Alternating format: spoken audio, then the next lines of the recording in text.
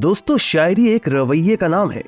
हर शेर कहने वाला शायद शायर ना हो, और बहुत से ऐसे हसास और दुखी इंसानियत का दिल में गम रखने वाले लोग शेर कहे बगैर भी दरअसल शायर होते हैं। शायर की खूबी ये होती है कि वो मुख्तसर अल्फाज में बहुत बड़ी बात कह देता है। मसलन अल्लामा इकबाल का ये शेर मुलाहिजा फरमाए, काफिर की ये पहचान है कि आफाक में गुम है, मोमिन की ये पहचान है कि गुम उसमें है आफाक। तशक्कुर डिजिटल की वीडियो में खुशामदी। नाज़रीन, अल्लामा इकबाल पिछली सदी के नहीं बल्कि इंसानी तारीख के एक बहुत बड़े मुफक्किर और शायर थे। अल्लामा इकबाल फरमाते थे कि इंसान की अजमत का राज इमारत या तो नगरी में पिन्हा नहीं, और ना ही इंसान की अफजलियत के मेयार का असली पैमाना उसके बड़े ओहदे, आलिशान महल, बेपनाह जायदादें या कीमती प्राइवेट जहाज और कारें हैं।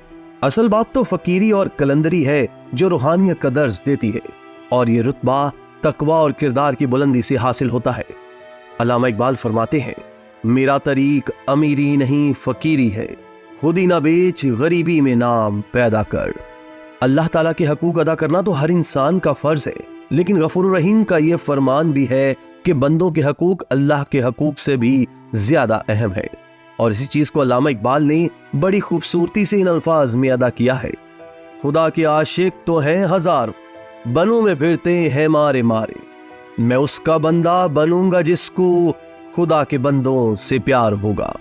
दोस्तों, अल्लामा इकबाल 9 नवंबर 1877 को पैदा हुए। इब्तदाई तालीम सियालकोट में हासिल की। गवर्नमेंट कॉलेज लाहौर के अलावा इंग्लैंड और जर्मनी के मुख्तलिफ इदारों में भी तालीम हासिल की।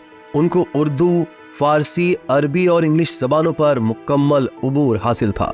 उनकी फारसी शायरी उर्दू शायरी से भी ज्यादा गहरी और पुर असर है। कई लोग तो यहाँ तक कहते हैं कि जिसने अल्लामा इकबाल की फारसी शायरी को नहीं पढ़ा या समझा, वो अल्लामा इकबाल की अजमत से मुकम्मल आशना नहीं। अल्लामा इकबाल सही मानों में इस्लामी निज़ाम के हामी थे, और उनके ख्याल में मजहब के बगैर सल्तनत का तसव्वुर मुकम्मल नहीं। 1907 में उन्होंने कहा था कि अंग्रेज कौम चर्च को रियासत से अलग करके गलती कर रही है।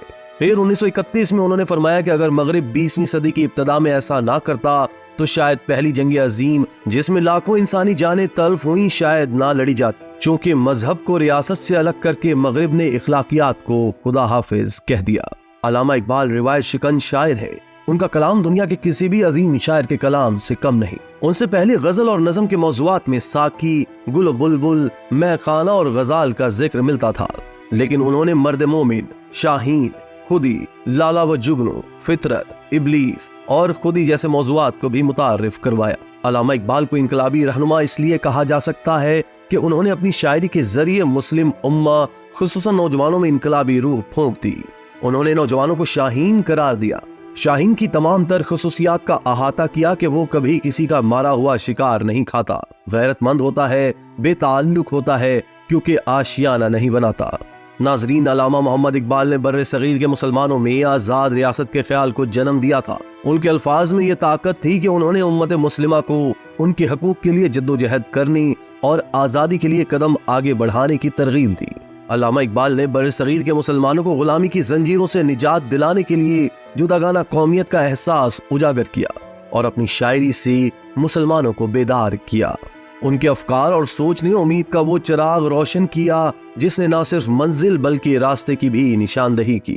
अल्लामा इकबाल का शोरे आफाक कलाम दुनिया के हर हिस्से में पढ़ा और समझा जाता है। उन्होंने हमेशा मुसलमानों को आपस में इत्तेहाद और इत्तफाक की तलकीन की और दावत अमल दी।